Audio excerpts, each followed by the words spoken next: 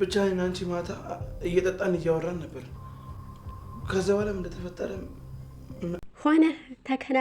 ሆነ ተከናወነ። ነብዩ ዛሬ እንግዲህ ፌቨንን አቅፎ አልጋው ላይ ይዞ ተኝቷል። ይሄ ነው እንግዲህ ዛሬው መርዶ። ሰላም ቤተሰብ እንዴት አላችሁ? ለቻናል አዲስ የሆናችሁ ሰብስክራይብ፣ ላይክ በማድረግ ቪዲዮን ጀምሩ። ጽጌረዳ ድራማን ይዤላችሁ ቀርብ ያለው ተከታተሉን። ባለፈው ክፍል እንግዲህ እንደምታስታውሱት ወይዘሪት ፌቨን ከነ ነብዩ ቤት ገብታ አልወጣም ብላ ነበረ። አልወጣም ያለችው በቃል ሳይሆን በተግባር ነው። ታዲያ ጽጌረዳን ደግሞ በእስር ቤት ለምትፈለግ መሆኗንም ታውቃለች። የተረሸረ ወረቀትም ነበረና ያን ወረቀትም ለነብዩ አሳይተው ነብዩም ግራ ተጋብቶ ነበር። ነገር ግን እንደምንም ብላጇ ውስጥ ማስገባት ያለባት ነብዩን ነበርና ዛሬ አድርገዋለች፣ ሆኖላታል። ምንድነው የሆነው? አብረን የምናየው ይሆናል። እናት ለልጇ መቼም ስትል የማትሆነው ነገር የላትም እና የጽጌረዳ እናት ዛሬም ፍለጋዋን ቀጥላለች። ታዲያ ፍለጋዋን ከወይዘሮ ፍቅርተ ጋር ነበር አብራ ወጥታ እየፈለገቻት የነበረው። ወይዘሮ ፍቅርተ እያስመሰለች ቢሆንም ከወይዘሮ ዘርፌ ጋር አብራ ቆማለች። ሲፈልጓትም አተዋታል። ታዲያ ያላቸው አማራጭ ወደ አቶ መስፍን ቤት መሄድ ነበር። ከአቶ መስፍን ቤት ይሄዳሉ። አቶ መስፍን ጋር ሲሄዱ ግን አቶ መስፍን ትንሽ አመም አድርጓቸው ለይላን መድኃኒት አንጭልኝ ብሏቸው ነበር። ለይላ ፈታ ዘና ያለች ናትና መድኃኒቱ የት ጋ ነው እያለች ጥያቄ አቅርባላቸው መድኃኒቱ ያለበትን ቦታ ነግሯት መድኃኒቱን እየወሰዱ እያለ በነበረበት ነበረ ድንገት እነ ወይዘሮ ፍቅርተና ዘርፌ የመጡት። ታዲያ ፍቅርተና ዘርፌ ሲመጡም ግራ በመጋባት ስሜት ሆኖ ከነብዩ ጋር እየተጨዋወቱ ነበር። ጽጌረዳ ፎቶዋ በየቦታው ወለጠፉን ነብዩም አይቷል፣ አባትም አይቷል። በዛም ድንጋጤ ይመስለኛል መድኃኒት የፈለገው። ታዲያ ነብዩ ይሄ ነገር እንዴት ሊሆን ቻለ ብሎ አባቱ አቶ መስፍን እየጠይቀው ነበር። ነብዩ ምንም አይነት ነገር እንደማያውቅ ይናገራል። ነገር ግን ደግሞ በነገሮች ሁሉ በመሀል ጥልቅ የምትለው ፌቨን አሁንም መታ ከመሀላቸው ቁጭ ብላ ጥልቅ ብላለች። ነገሩ እንዴት ሊሆን ቻለ እያለ አቶ መስፍንን ጥያቄ አቅርቦላታል። ነገር ግን የአቶ መስፍንን ጥያቄ እንዲህ ስትል መልሳለች። እንግዲህ እኔም ታይረፊ ብያት ነበር ይመስለኛል። አሁን ከምትሰራው ስራ ጋር የተያያዘ ሳይሆን አይቀርም፣ በጣም አደጋ ውስጥ ናት አለች። ትንሽ ደቂቃዎች በኋላ ስልክ ይደወልላታል። ስልክ የደወልላትም ዮናስ ነበር። ዮናስ ያው እንግዲህ ጽጌረዳን አገባታለሁ እያለ እየፎከረና እየዛተ የሚፈልገውን ድርጊት ለማድረግ ጽጌረዳን ወንጀል ውስጥ ገብታለች ብሎ የወንጀል ተጠርጣሪ ካደረጋት በኋላ ከዛ ወንጀልን ያወጣሻለሁ በሚል ለጋብቻ ጠይቋታል። ታዲያ ይህንን ጋብቻ ጽጌረዳ አልተቀበለችውም። ነገር ግን ደግሞ ይህ እንዲሆን እያደረገች ያለችው ከበስተጀርባ ፌቨን ነች። ፌቨን አሁንም ስልክ ሲደወልላት ነብዩ ከመስማቱ ይልቅ ተነስታ ስልክ ተደወለልኝ ብላ ወደ ሽንት ቤት ታመራለች። የደወልላትንም ሰው ታናግራለች። እንደውም እያስፈራራት ሁላ ነበረ። ከዚህ በኋላ እኔ ስፈልግሽ ብቻ ነው ብሎ ቃል ሰጥቷታል። ታዲያ ጽጌረዳ ትታሰራለች ወይ ብላ ጥያቄ አቅርባለች። አዎ ትታሰራለች የሚል መልስ ነበር መለሰላት። ይህንን የሰማችው ግራ ተጋብታለች።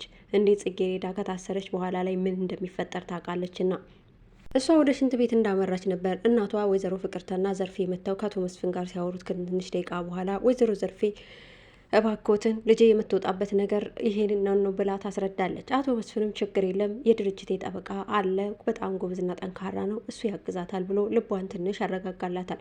በጣም አመሰግናለሁ ብላለች። ጨዋውና ስርዓት ያለው ነብዩ አሁንም በጨዋ ደንብ ዘርፌን እያናገራት ይገኛል። ነገር ግን ወይዘሮ ፍቅርተ ወዲያውኑ ተነስታ ወደ ሽንት ቤት ልሄድ ትላለች። ወይዘሮ ፍቅርተ ሁልጊዜም ቢሆን እዛ ቤት እናትና ልጅ ተጋብተው እንዲኖሩ ትፈልጋለች። ልጁን እንድታገባ እናት ደግሞ አቶ መስፍንን አግብታ ሀብት ንብረትን መውረስ ነው የምትፈልገው። ነገር ግን ደግሞ እዛ ጋር በጎን በኩል እየተጎዳች ያለችው ምስኪኗ ዘርፌ ሰውን አምና እድሜዋን የገበረችላት በሰራተኝነት ይህን ያክል ዓመት አብራት የኖረቻት በእምነት ነበረ። ነገር ግን ወይዘሮ ፍቅርተ ከነ ልጇ እየሰራችው ያለችው ሴራ በፍጹም አልታወቀባትም። ጽጌረዳም አሁን የነቃችው ወይዘሮ ፍቅርተ ሽንት ቤት እንደገባች ልጇ ሰረኛዋና ሸረኛዋ የሆነችው ፌቨን ከሽንት ቤት ትገባለች። ስታያትም ትደነግጥና ደግሞ እዚህ ምን ትሰሪያለሽ ትላታለች። እዚህማ አንቺ አግቢ ያልሽ ሰው ጋር ነኝ ትላታለች። እሺ እኔ አግቢ ያልኩሽ ሰው ጋር ነኝ ነሽ፣ ግን ልብሱ ደግሞ የማን ነው ትላት። የነብዩ ነው ትላታለች። ለማንኛውም እዚህ ከቆየው ልጠረጠር እችላለሁና ዞር በይልኝ ብላ ክፍትራትም ትወጣና በሉ ሰላም ዋሉ ብለውም ተነጋግረው ስለዚህ ጽጌረዳ ሁኔታ እንዳገኛቸው አትቀጣ ወደ እኔ ትምጣ ብሎ አቶ መስፍን ይነግራታል። እሺ ብለውም ተነስተው ይሄዳሉ። ታዲያ ተነስተው እንደሄዱ ወዲያውኑ የጽጌሬዳ እናት ወደ ቤት ተመልሳ በጸሎት ነበር ፈጣሪዋን የጠየቀችው። ጽጌሬዳ ደግሞ ካልጋዋ ላይ ተኝታ በቁዘማ ላይ እያለች ነበረ ዮናስ ምግብ ይዞላት የመጣው። ምግብም ተነሽና ቤ እኔ ልወጣ ነኝ ይላታል። እሺ ብላም ዝም ነው ያለችው። ታዲያ እሱ ወጣ ሲልላት ልብሶቿን አዘገጃጅታ እንደምን ብላ ከቤት ትወጣና እናቷን ላታገኝ ትሄዳለች። እናቷንም ታገኛታለች። እናቷ የጸሎት ምላሽ በደቂቃ ውስጥ እንደሆነ ተረድታ ልጄ እንግዲህ አቶ መስፍን ከዛ ጉድ ውስጥ አወጣሻለሁ ብሎሻል። የሰራሽውን ስራ ባላውቅም ግን አቶ መስፍንን ነግሬዋለሁ ትላታለች። ጽጌሬዳ በልቧ ዮናስ ያላትን ነገር እያመላለሰች በውስጧ ይህ እንደዚህም ትል ነበረ።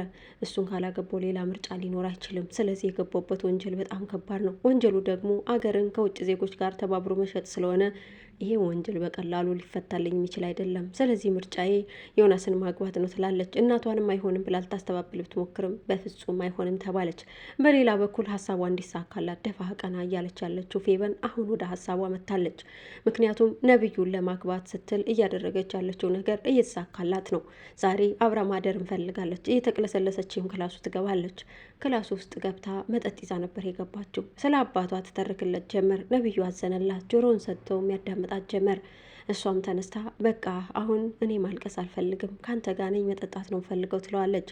ነብዩ አመናትና አሻላት። የውስጧን ብሶት ፈንቅሎ እየተናገረች ስለነበረ በዚህ እምነት ውስጥ አስገብቷታል። ተነስታም ከመጠጥ ውስጥ የሚያሰክር ነገር ትጨምርበታለች። ነብዩ ግን ይህንን በፍጹም አልጠረጠረም።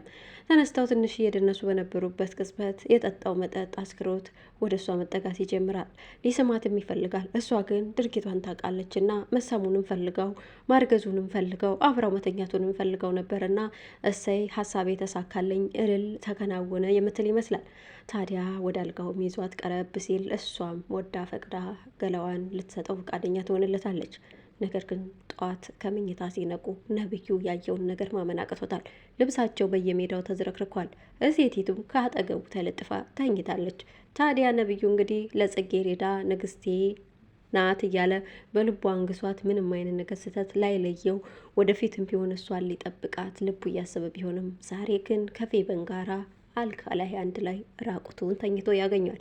ምንድነው የተፈጠረው ብሎ ይጠይቃታል። ምን እንደተፈጠረ እኔ ምንም ማውቀው ነገር የለኝም፣ ማታ ጠጥተን ነበር ትለዋለች።